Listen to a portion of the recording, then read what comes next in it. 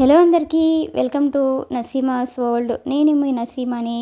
ఈరోజు మన కిచెన్లో రెసిపీ వచ్చేసి చిక్కుడుకాయ టొమాటో కర్రీ. ఈ చిక్కుడుకాయ టొమాటో కర్రీని చాలా సింపుల్గా, చాలా టేస్టీగా ఎలా ప్రిపేర్ చేసుకోవాలనేది ఇప్పుడు మన వీడియోలో చూద్దాం. ఈ కర్రీని రైస్లోకి, అలానే రోటీలోకి, దేనిలోకైనా సరే ఈ కర్రీ అనేది చాలా అంటే చాలా టేస్టీగా ఉంటుందండి. మరి దీన్ని ఎలా చేయాలనేది లేట్ చేయకుండా మన వీడియోలోకి వెళ్ళిపోదాం. ముందుగా టొమాటోల్ని తీసుకోండి. ఇక్కడ పండుగా ఉన్న టొమాటోలు తీసుకుంటేనే ఈ కర్రీకి చాలా బాగుంటుందండి. ఇప్పుడు వీటిని 2-3 సార్లు శుభ్రంగా వాష్ చేసుకొని ఈ టొమాటోల్ని సైడ్స్ కట్ చేసి ఇలా చిన్న చిన్న ముక్కలుగా కట్ చేసుకోండి.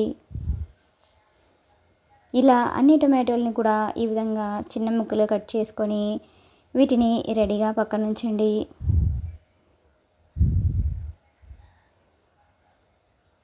ఇప్పుడు ఒక ప్లేట్లోకి చిక్కుడుకాయలని కూడా తీసుకొని వాటిని కూడా 2-3 సార్లు శుభ్రంగా వాష్ చేసుకొని ఇలా చిన్న చిన్న ముక్కలు కట్ చేసుకొని వీటిని కూడా రెడీగా పక్కన ఉంచండి.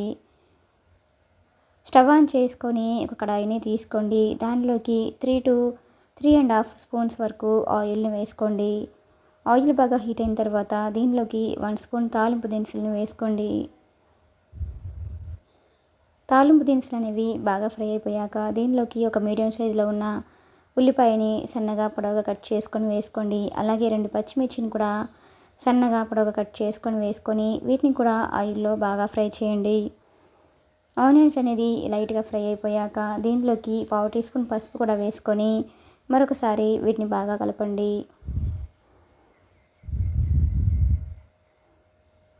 ఇప్పుడు దీనిలోకి 2 ఎండుమిర్చిని కూడా వేసుకోండి. ఈ కర్రీలో ఎండుమిర్చి వేయడం వల్ల టేస్ట్ అనేది చాలా బాగుంటుందండి.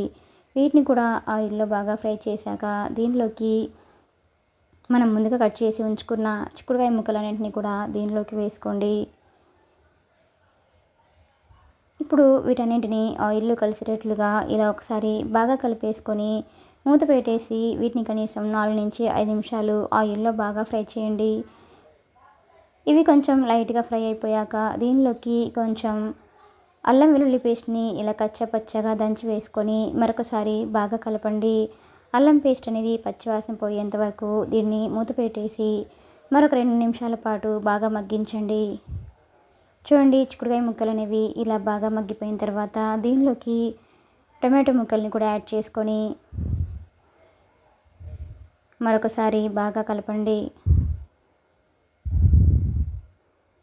టమాటో ముక్కలు అనేవి త్వరగా సాఫ్ట్గా అవడం కోసం దీనిలోకి 1/2 టీ స్పూన్ వరకు సాల్ట్ కూడా వేసుకొని మరొకసారి బాగా కలిపేసుకొని మూత పెట్టేసి టమాటో ముక్కలు అనేవి మనకి సాఫ్ట్గా అయ్యేంత వరకు ఒక 4-5 నిమిషాల పాటు వీటిని బాగా మగ్గించండి. మధ్య మధ్యలో ఇలా మూత తీస్తూ కలుపుకుంటూ టమాటో ముక్కలు అనేవి ఇలా సాఫ్ట్గా ఉడికిపోయిన తర్వాత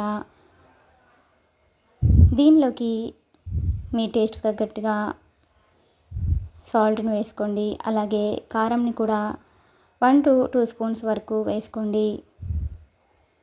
స్పైసీ ఎక్కువగా ఇష్టపడే వాళ్ళైతే కారంని మరికొంచెం యాడ్ చేసుకోండి. అలాగే 1/2 టీ స్పూన్ వరకు జీలకర్ర పొడి కూడా వేసుకొని మరొకసారి బాగా కలపండి. కారం అనేది పచ్చివాసన పోయేంత వరకు మూత పెట్టేసి దీన్ని బాగా మగ్గించండి. కారం అనేది పచ్చివాసన పోయి ఆయిల్ ఇలా పైకి తేలినప్పుడు దీనిలోకి 1 గ్లాస్ వరకు వాటర్ని వేసుకోండి. వాటర్ వేసుకున్న తర్వాత మరొకసారి బాగా కలిపేసుకొని మూత పెట్టేసి ఈ గ్రేవీ మొత్తం దగ్గర పడేంత వరకు దీన్ని బాగా ఉడికించండి. ఈ కర్రీని ఎప్పుడు ఇలా ట్రై చేయకపోతే ఈసారి తప్పకుండా ఈ రెసిపీని ట్రై చేయండి. చాలా అంటే చాలా టేస్టీగా చాలా బాగుంటుందండి. చూడండి, మనకి కర్రీ మొత్తం ఇలా బాగా దగ్గర పడ్డాక ఇప్పుడు దీనిలోకి చివరగా 1/2 టీ స్పూన్ వరకు ధనియాల పొడి కూడా వేసుకొని మరొకసారి బాగా కలిపేసుకొని స్టవ్ ఆఫ్ చేసుకోండి. అంతేనండి, ఎంతో టేస్టీగా ఎంతో ఈజీగా ఉండే చిక్కుడుకాయ టొమాటో కర్రీ అనేది మనకి రెడీ అయిపోయినట్లే. ఇలా రెడీ అయిపోయిన ఈ కర్రీని ఒక సర్వింగ్ బౌల్లోకి తీసుకొని వేడివేడిగా రైస్లోకైనా అలానే రోటీలోకి పుల్కాలోకి సర్వ్ చేసుకుంటే ఆ టేస్ట్ అనేది చాలా అంటే చాలా బాగుంటుందండి. మీకు కూడా ఈ రెసిపీ కనుక నచ్చినట్లయితే ఒక లైక్ చేయండి. అలానే లైక్ చేయడం మాత్రం మర్చిపోకండి. Please subscribe my channel, like, share and comment. మరిన్ని మంచి మంచి రెసిపీస్ కోసం మన నసీమాస్ వరల్డ్ ఛానల్ని సబ్స్క్రైబ్ చేసుకోండి. అలానే ఈ రెసిపీని మీరు కూడా ట్రై చేసి మీకు కూడా ఎలా కుదిరిందనేది కామెంట్ సెక్షన్లో కామెంట్ చేయండి. Thanks for watching.